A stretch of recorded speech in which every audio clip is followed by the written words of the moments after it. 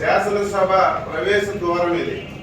తెలుగుదేశం శాసనసభ్యులందరం కూడా 5 నిమిషాలు తక్కువ 9కి వచ్చి సభలు 9 గంటలు జరపాలని చెప్పి నోటీస్ ఇచ్చారు కాబట్టి మేము 5 నిమిషాలు తక్కువ 9కే వచ్చాం.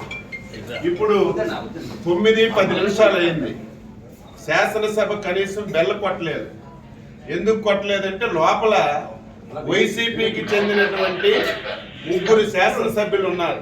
అంటే ఈ ముఖ్యమంత్రి మీద, ఈ ప్రభుత్వం మీద వైసీపీ శాసనసభ్యులకి ఏం నమ్మకం ఉందో ఈ రోజు ఈ శాసనసభ సాక్షిగా ఈరోజు తెలిసింది.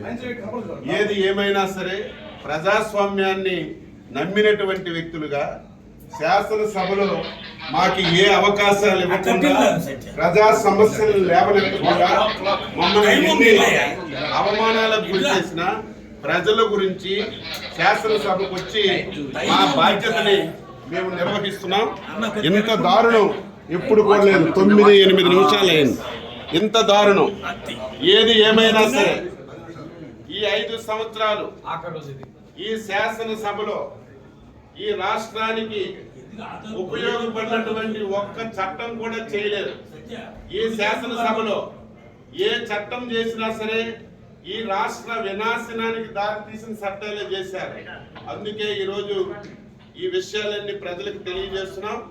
దయ ఉంచి ప్రజలారా ప్రతి ఒక్కరు ఆలోచించండి. శాసనసభ అంటే ఈ రాష్ట్రానికి ఒక దేవాలయం.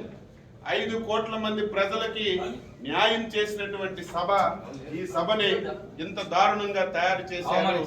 ఈ రోజు జగన్మోహన్ రెడ్డి ముఖం చూడాలన్నా, శాసనసభకు రావాలన్నా నీ శాసనసభ్యులే ఈ రోజు రావడం లేదంటే ఇప్పటికైనా సిగ్గు తెచ్చుకోమని చెప్పి సందర్భంగా కోరుతున్నాం. 10 నిమిషాలు అయింది. మేము ప్రజాస్వామ్యాన్ని నమ్మిన వాళ్ళగా శాసనసభని గౌరవించాలని 5 నిమిషాల తక్కువ 9కి వస్తే నీ అధికార పార్టీ సభ్యులు ఒక్కరు కూడా రాలేదంటే బుద్ధి తెచ్చుకో జగన్మోహన్ రెడ్డి అని చెప్పి